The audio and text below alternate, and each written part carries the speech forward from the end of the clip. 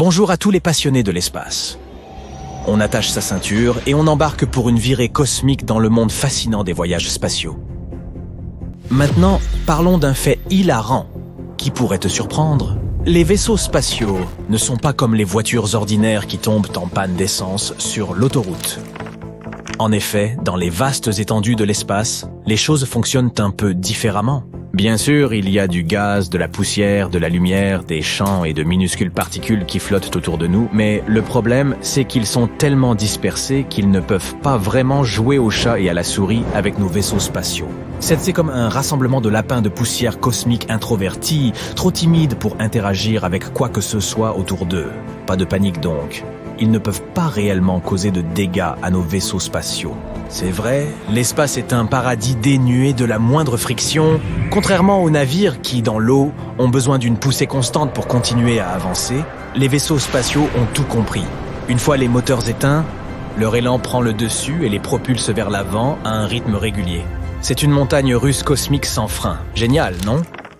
Pourquoi ces voyageurs de l'espace essaient-ils d'être économes en carburant? Eh bien, laisse-moi te dire que lancer des objets dans l'espace n'est pas une petite plaisanterie. C'est coûteux et incroyablement difficile. C'est pourquoi les voyageurs de l'espace malins font de leur mieux pour minimiser la quantité de carburant qu'ils doivent transporter. Dans le monde réel de l'exploration spatiale, la plupart des vaisseaux adoptent une approche originale. Ils allument leur moteur au début comme un feu d'artifice pour se libérer de l'emprise de la Terre et atteindre la vitesse souhaitée.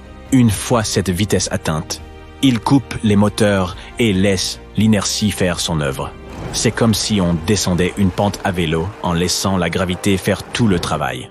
En ces moteurs ne reprennent vie que vers la fin du voyage, lorsque nos courageux explorateurs doivent arriver avec grâce à leur destination cosmique.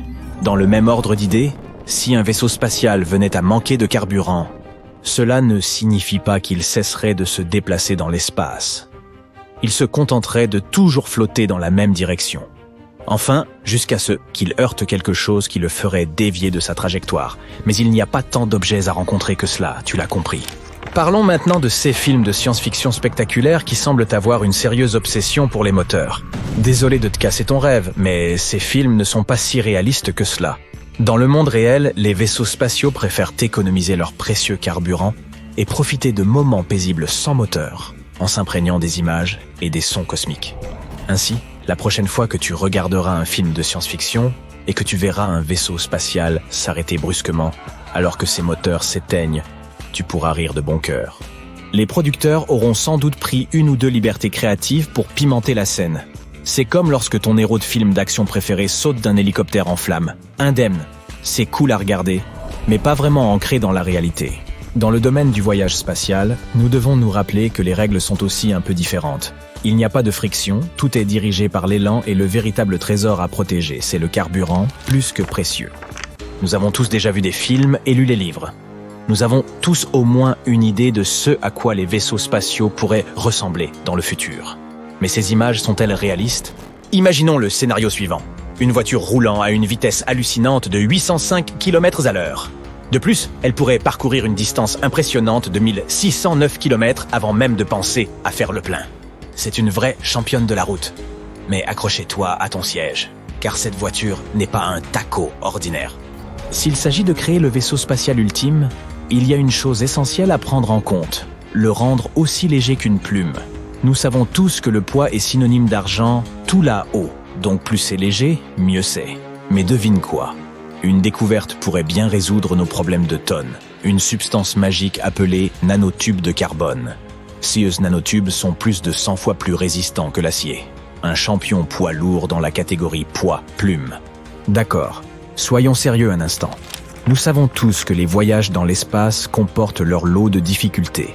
L'un des plus grands obstacles est le rayonnement qui règne en maître dans l'espace. Sur notre bonne vieille planète Terre, l'atmosphère nous protège comme un bouclier de super-héros. Mais dans l'espace, les astronautes ont désespérément besoin de se défendre contre les radiations. Tu te dis peut-être, protégeons donc le vaisseau spatial d'une armure métallique. Erreur, il s'avère que les métaux sont les pires boucliers contre les rayons de l'espace. En effet, lorsque ces derniers entrent en collision avec le métal, ils provoquent une rupture d'atomes qui engendre un nouveau lot de radiation. Ce même métal censé nous protéger finira par faire exactement le contraire. C'est pourquoi nous devons trouver un moyen de bloquer les rayons. Et c'est là que nos fidèles nanotubes de carbone viennent à la rescousse. Imagine-les comme un minuscule grillage à poulet, si petit qu'il faut un microscope pour le repérer. L'allègement des matériaux est le secret de la réussite. Lorsque les rayons de radiation tenteront de se glisser sous le bouclier des nanotubes, ils sont stoppés net.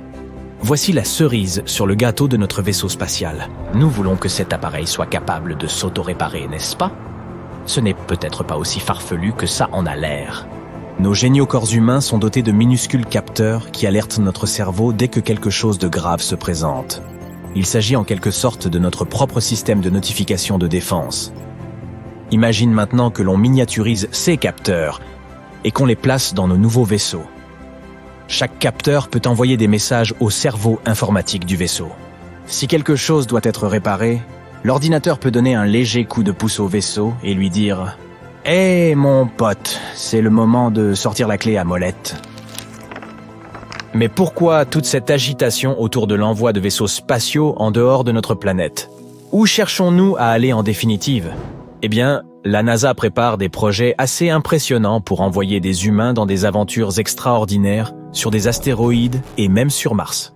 Commençons par Mars, le terrain de jeu scientifique par excellence et l'endroit idéal pour l'exploration. Cette planète rouge est comme la cousine de la Terre, avec une histoire et une évolution similaires. En étudiant Mars, nous pouvons découvrir des secrets sur notre propre planète et sur son avenir. De plus, savais-tu qu'il est possible que Mars ait connu un jour des conditions propices à la vie? Imagine que nous trouvions des preuves de l'existence de créatures là-bas. Depuis des décennies, des robots explorateurs se rendent sur Mars. Mais c'est bien plus près de chez nous, à bord de la Station spatiale internationale en orbite terrestre basse. Nos fidèles astronautes nous aident à mettre au point les technologies et les systèmes de communication dont nous aurons besoin pour les missions dans l'espace lointain, y compris sur Mars. Ils nous apprennent également beaucoup sur la façon dont le corps humain réagit à l'espace et sur la manière de maintenir nos aventuriers de l'espace en bonne santé et heureux. Et n'oublions pas notre formidable voyage vers Mars. Mais pourquoi devrions-nous absolument aller explorer la planète rouge? Tout d'abord, Mars est l'endroit le plus cool de tout notre système solaire. Elle est beaucoup plus accessible que les autres planètes, ce qui en fait un trésor à portée de main de l'exploration cosmique. L'exploration de Mars pourrait nous aider à percer les mystères de la vie elle-même. Nous pourrions trouver des réponses étonnantes sur l'origine et l'évolution de la vie, ce qui est tout à fait passionnant. Et qui sait, dans un avenir lointain, Mars pourrait même devenir notre lieu de survie, comme une terre de secours ou autre. Nous comptons sur la puissante fusée Space Launch System et le fidèle vaisseau spatial Orion pour nous y rendre. Ces engines seront les locomotives du voyage spatial et nous permettront de transporter des marchandises et des hommes vers la planète rouge. Mais attends, nous ne sommes pas seuls dans cette aventure cosmique. Toute une escouade de vaisseaux spatiaux robotisés et de rovers se promène sur Mars, nous permettant de découvrir ses secrets. Partout dans le pays, des ingénieurs et des scientifiques supra-intelligents travaillent d'arrache-pied pour développer les technologies dont nos astronautes auront besoin pour vivre, travailler et revenir de Mars facilement. Wow!